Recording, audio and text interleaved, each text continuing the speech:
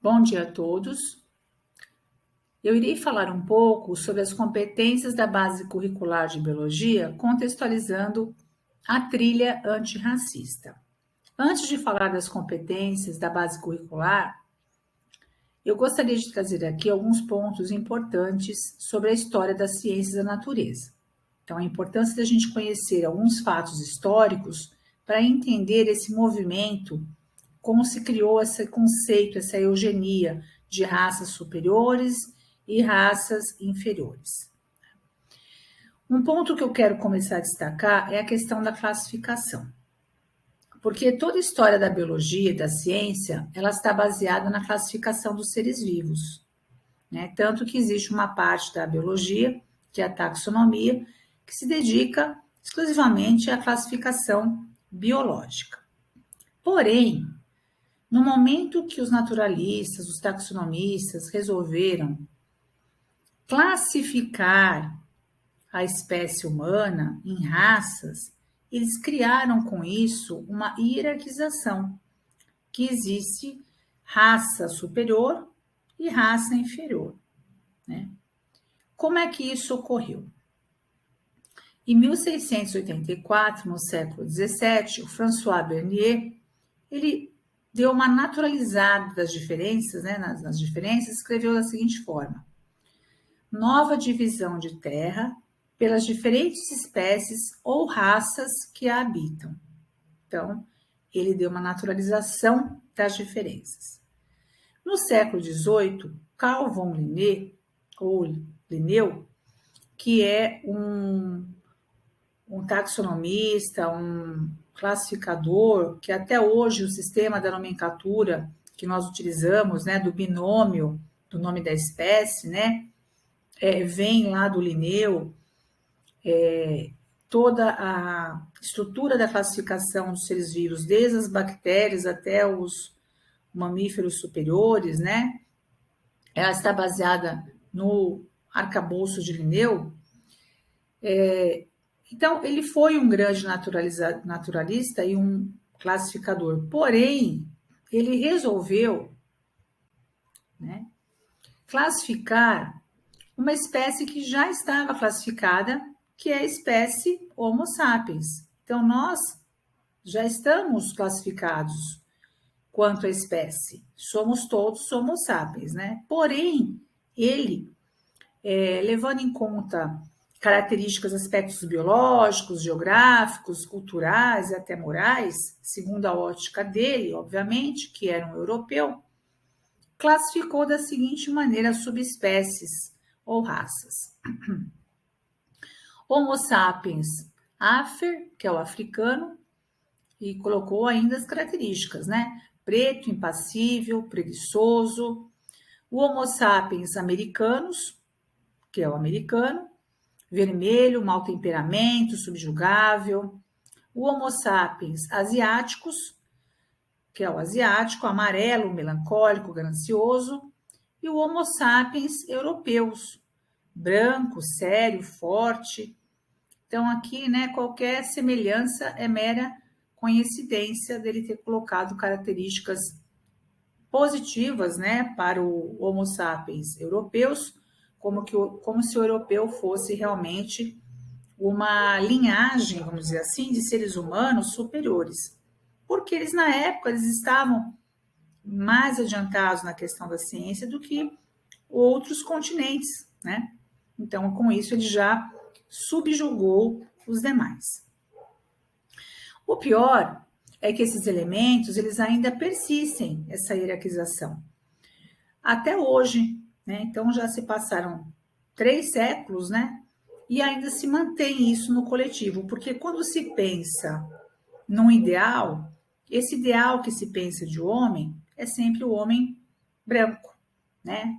Loiro, claro, enfim, né? Esse é o ideal que se pensa de homem. Bom, em meados dos anos de 1950, a Unesco recomendou que o conceito de raça humana não científico e que levava à confusão fosse substituído por grupos étnicos, o qual insiste fortemente nas diferenças das culturas dentro da população humana. Língua, religião, costumes, hábitos. Então, a Unesco colocou assim: raça não é tanto um fenômeno biológico quanto um mito social. Unesco, 1952. Então, o que a Unesco propõe? Que essa palavra raça humana seja substituída por grupos étnicos. Não há mal nenhum em substituir a palavra, desde que não venha por trás dessa substituição preconceitos de grupos étnicos mais desenvolvidos e menos desenvolvidos, né? Quando se fala em etnias, há uma etnia mais desenvolvida e uma menos desenvolvida, porque aí também não adianta nada nós trocarmos a palavra, mas o preconceito está implícito, né? No contexto. Bem, do ponto de vista biológico e genético, não existem raças na espécie humana. Na verdade, essa palavra raça, ela é, na biologia, uma subespécie. E quando você fala em raça, automaticamente, devido a essa herança cultural, a gente pode ter a tendência de associar a uma raça quando superior, inferior, melhor, pior, né? Então, esse conceito, na verdade, ele não existe, porque raça é subespécie. Bom, a eugenia, ela foi criada também, né, com o conceito do racismo científico, né? Então, tudo isso que nós falamos, dessa classificação, ela vem sendo construída durante muitos séculos atrás, né? A eugenia, ela propunha método científico para melhorar a raça humana. Então, acreditava que o ser humano tinha que ser melhor, tinha que ser eliminado pela seleção natural, porque aqueles que não eram aptos, eles seriam eliminados, os grupos inferiores, né? Que precisava haver uma limpeza racial, né? Ou seja, só os que são superiores que deveriam, os seres humanos que fossem com características superiores que deveriam sobreviver. Usando para isso métodos como cruzamento seletivo, esterilização obrigatória de alguns seres humanos com incapacidade mental, engenharia genética posteriormente. Quais foram os países que aderiram a essa eugenia? Alemanha nazista, Estados Unidos e Brasil. Bem, falando um pouco aqui das habilidades agora, das competências da habilidade, nas habilidades, na 201, a gente tem lá teorias científicas sobre a origem da vida, competência 2, tá? Teorias científicas sobre evolução, histórico, experimental. Na competência 2, na habilidade 5, a genética, sistema OAB, RH, herança genética, lei de Mendel. E na competência 2, habilidade 8, o conceito de espécie, evolução, árvores filogenéticas. Então, nós temos muitos momentos do currículo, diferentes contextos, né? Que nós podemos trabalhar a questão antirracista. Também na competência 3, na habilidade 5, também que fala de genética, darwinismo, genótipo e fenótipo, darwinismo social, que é uma palavra que a gente nem deve explicar o que é, na verdade, né, para que fique claro, que fala sobre eugenia e discriminação, e a variabilidade genética.